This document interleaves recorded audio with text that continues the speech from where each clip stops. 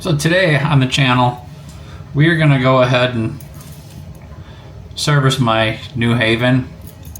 This is a time-only movement, and it's one of the clocks from my personal collection. It's a pretty cool little old clock here. You'd find this particular movement in a Regulator style wall hanger. But we're going to go ahead and do a complete service on it and get this one running functioning properly. This is my wife's favorite clock. We have this hanging in our living room. And as of lately, it is only running for about 3 or 4 days. It should run for close to 7 days. So it needs a little bit of help right now. So before I do this, I go ahead and let that power in that mainspring down. And see that mainspring is wound up. It's got a pretty good wind in it. So you do want to make sure that that's doesn't have that power, that it's not loaded, because when you take this movement apart, it's gonna blow up on you, it's gonna explode, so you don't want that happening. So what we're gonna do is we're gonna take that power off. What I have here is a clamp for the mainsprings. You can buy these, I think they got them on Amazon. There's plenty of places you can buy these. They come in oftentimes sets of 2. What this is going to do is it's going to hold that mainspring in place from blowing up. And I've got a letdown tool here. This is going to replace the key. Goes over the end of the mainspring, and you're going to wind it just like a key. But first, what you've got to do is get this inserted into the movement so it can go around the mainspring like such. I'm gonna have it in there like that. So what I'm gonna do first is get this out of the way. Go ahead and get the suspension spring out of there. Clear your way. It's coming. There we go. So my suspension spring is off. Put that to the side. Now it'll give me a little bit more room to access. Really get in there and loosen that. So I am going to, what I do is on this one, I'm going to take the click spring off. I'll show you when I'm actually done.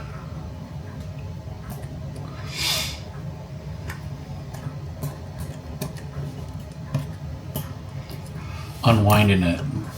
So now I got the spring off, and I'm going to pull the click out of the way and just hold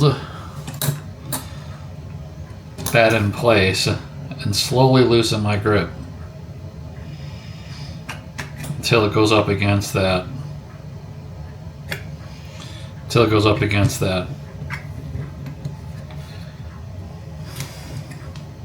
spring holder. So now you can see it's unloaded, the power's off. What I do is, see the little click spring is right here. And this is the spring, this is the click spring. I just take the click spring out of there so I don't have to use the 2 hands to hold that click spring. If you do that, just make sure that you can't let go of this. You got a good hold on the movement, you got a good hold on your tool, otherwise that thing's gonna let loose, and there's a lot of power inside of that mainspring, so be careful when you're doing that anytime you're working with these springs. So now I can go ahead and get this out of the way and get my crutch out of the way, put that to the side. Put that back over.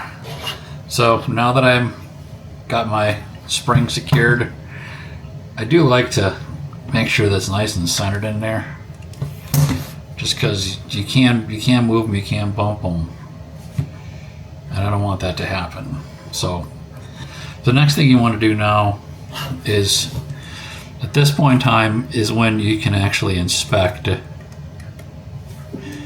the movement to see what kind of movement there is in it. And what I'm looking at are the bearings. I don't know if you can see this. You can see a little bit of movement on that one, but it's not too bad. I'm not really concerned about that.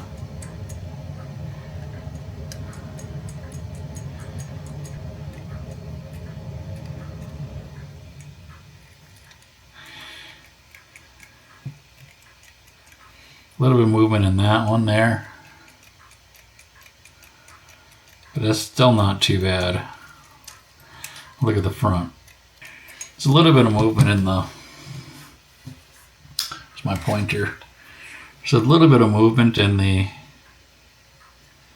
this bearing right here, but it's really not too concerning to me.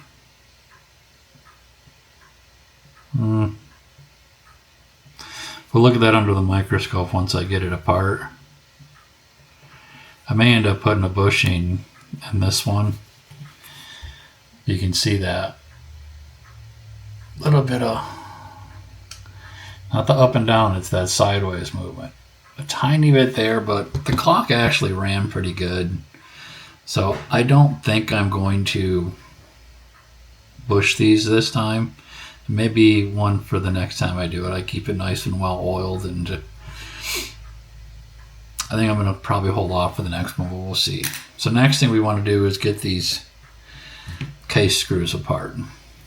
I have pre-loosened these already, but sometimes it's just hard to grab onto them. So I'm going to go ahead and just give them a little bit of effort to get them past. So I'm going to put these into my cleaning baskets right away. I do have these cleaning baskets that I use for my ultrasonic cleaner. I like to put them in there right away so I don't lose them, because yeah, you never know when something's going to happen and these will go flying and you find yourself on your hands and knees trying to pick these up off the floor, and that kind of sucks. Let's put that up over there. Clear my way out. So now I'm going to take this off very gently, where I'm kind of just loosening them up. All right, now it popped. I got them off the bars here. Now keep in mind, this one's going to come, the escape wheel is going to come with it because it goes through the main plate. So I take it apart very gently because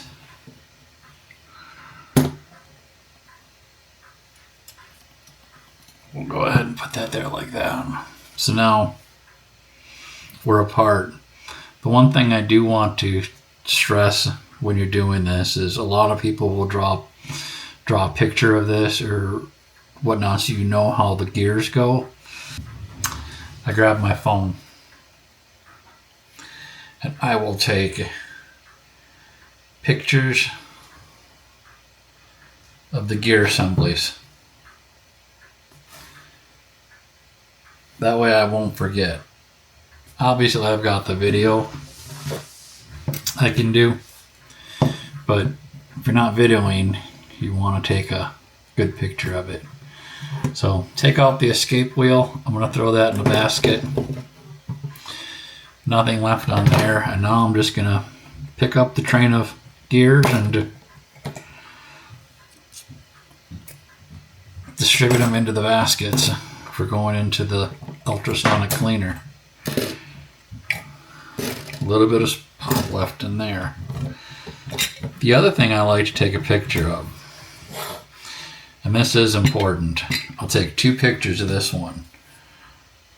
This side, and then I'll flip it over so I can capture which way the spring is going. Because depending on the clock, that spring could be clocked this way or this way depending on what the wind is. So I'll keep it on there to clean it like that. So I'm going to get my basket, and we're going to throw these into the ultrasonic and give them a good clean. So I've got my clock loaded into my ultrasonic cleaner. What I am going to do is I'm going to set the heat about right there. And I'm going to got my Webster.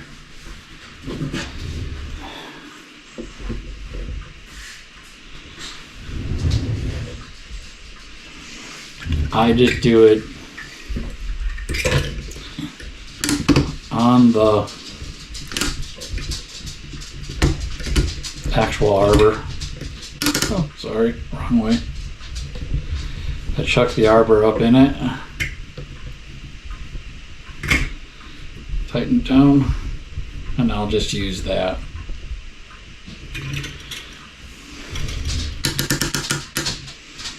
To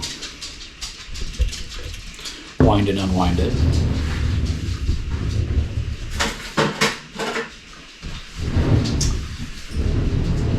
Get my adapter. It slides on there.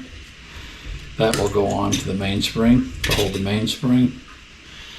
I did buy the extra adapter for this to go on the other end of it. Just makes it a little bit safer. Stop that spring from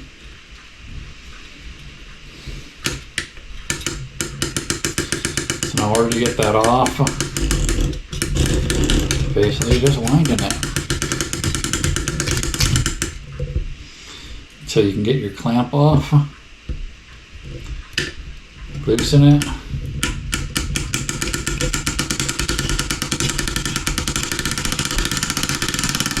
always control it too. That's a big deal. Voila. Take it off, loosen this end. It's going to come off. Pull it out of the spring.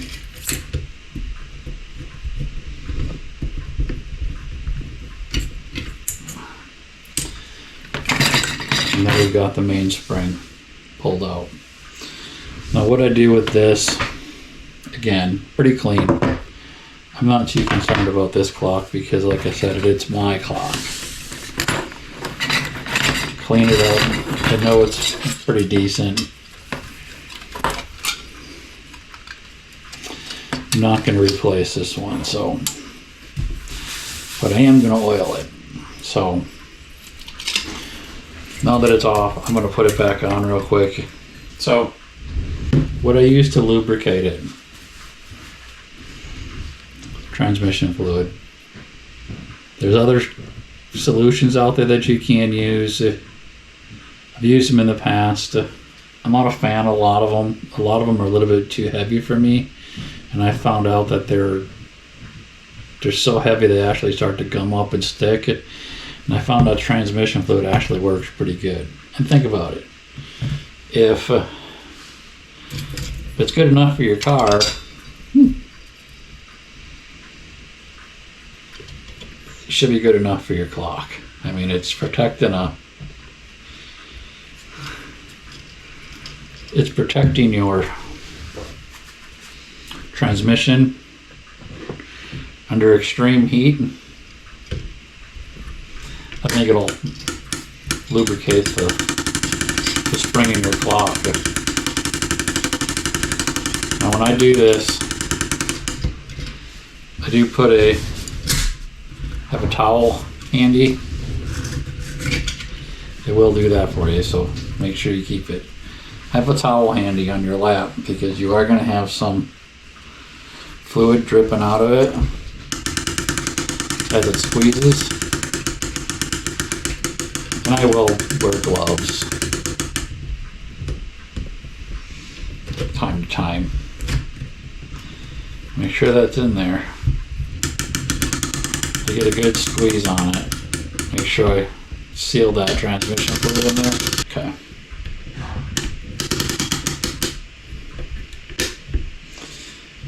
I'm good with that. Spread it a little bit. Put my clamp back on. Now, when you do the clamp, make sure you keep enough of a tail on it so you can get it back onto the clock.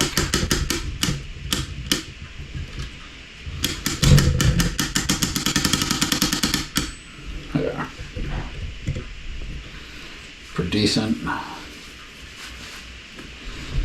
Go ahead and take my spring off and we are done.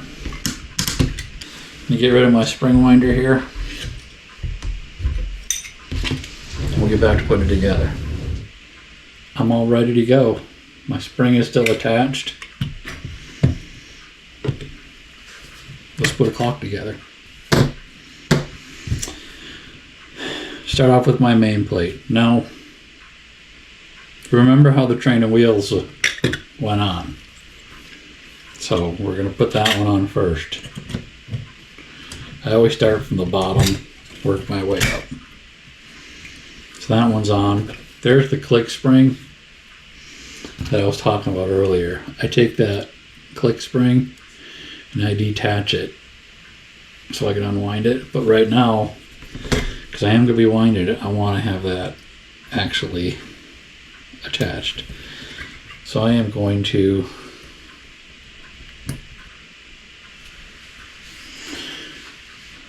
putting it together.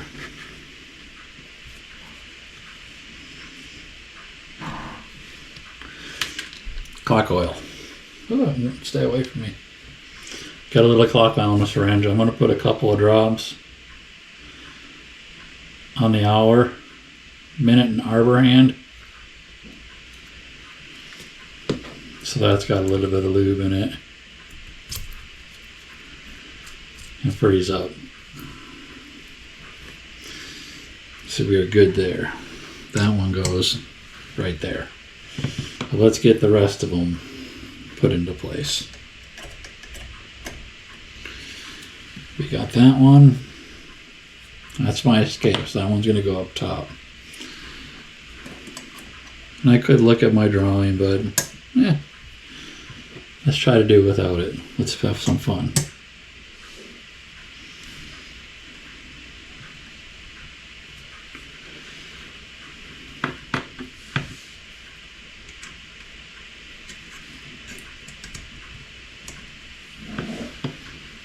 I don't think that was right. Don't think that was right, that goes. There and there. There. That looks about right to me. Okay. All the gears have something to mesh to, but now remember, this one needs to go into the plate first on the outside. So let's get that one into position. So we are in. Gentle.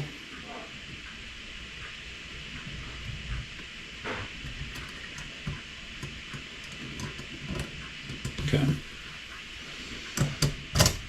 I first try to get these posts lined up. And then I'm going to go up in order. But first, let me get my desk into place so I can get a bird's eye view of what I'm doing here. So my desk goes up in the air. It's one of the automatic desks. But I like to be face to face with my desk, with my work while I'm doing it, because it's just easier to do it that way. So you can actually see, because now you can see that I've got a view of all the gears and where they need to be.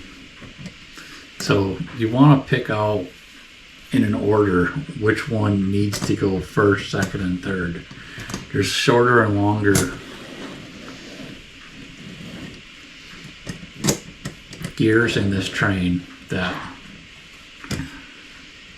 need to go on at a specific time as it falls down onto it. And what I'll do is get these screw nuts out, is when I actually get a nut ready to go on, I'll throw a nut on there just so I don't lose that side of it. But start to work the train down, the plate down over your work.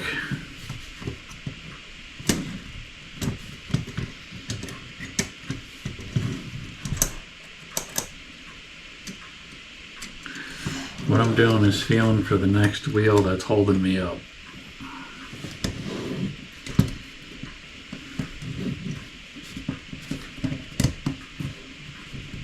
Right now it seems like the posts are holding me up. There we go. So it's this one right over here is kind of holding me. I'm going to throw this nut on. Just so it's there. This one is definitely holding me up. Let's loosen this. There we go.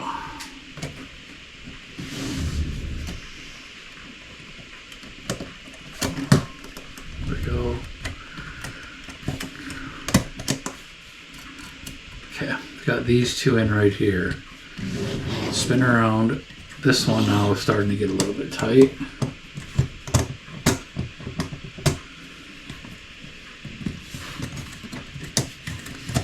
What I'm doing is I'm picking up each one of the trainer wheels and making sure they're free. And it's this middle one right here that is not.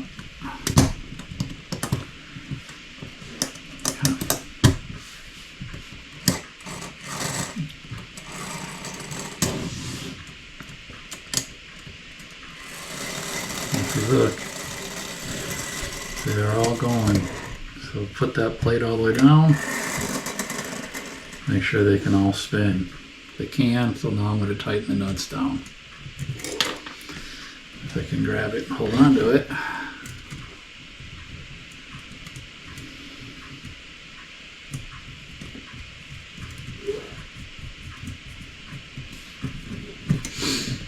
Make sure these are on tight before you, not tight, but so the plates can't come apart again on you. That's the big thing you're trying to work through right now, is making sure that those plates don't come apart. Just get all your wheels in. Don't force this part, take your time. I do have a little tool here, I didn't need it, but that's a nice tool. You can reach in, you can kind of reach in and wiggle them around when you got a bigger train, pulling forward, so it's a really handy tool. I didn't need it on this one. These are pretty simple to be able to do. Okay, so let's go ahead and put the desk back. Working position. Automatic desks are really awesome for this, to be able to rearrange your work. Okay, so as you can see, I'm just moving it with my hand. They're free to move now. They're moving pretty good. I'm going to take my same oil and I'm going to go ahead and oil the pivots now. I'm not going to do a lot. Tiny drop in each one. You don't need to go crazy on these. Just a little bit.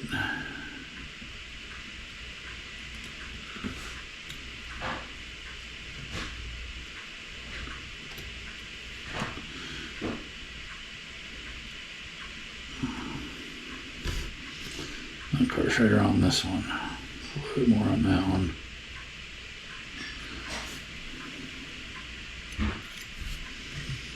Okay, I got them all. I missed this one. There we go. And a little bit on here. That one's really not going to affect it too much. Flip it and just do the same thing on this side. Back here on the bushing. Make sure they get a little bit of oil back here.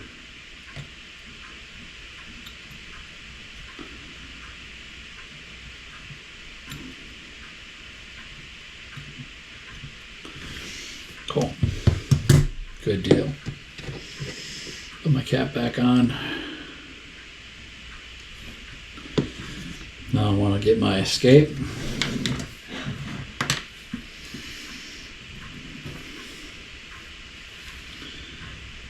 Slide that back on.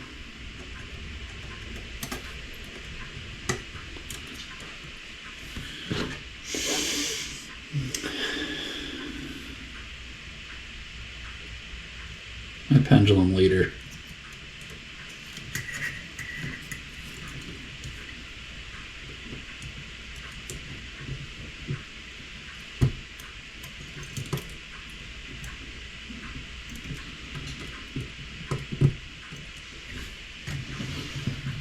So we got that in. Now I'm going to go ahead. I got a multi-key here. I'm going to wind this up so I can go ahead and get my unlock my spring so I can get my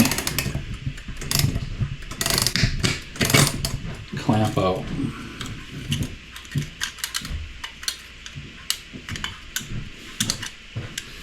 What you do is just kind of twist it and rotate it out of there like a puzzle. So now it's a good sign it's sitting on its side and it's already wanting to tick, which is phenomenal. You can see it's already ticking. It doesn't have the weight of the pendulum on it right now, so but it already is starting to take off and go. I'm going to go ahead, get this hung for testing, and then we'll wrap this video up. So we've got it on the test stand, and we're going to let that run for a couple days here in the work area here, just to make sure it's running fine. It's ticking really fine. I kind of like everything that seems to be working fine. I didn't give it a full wind. You can see up there, it's got 3/4 of a wind, but it's a nice little movement, nice little stand.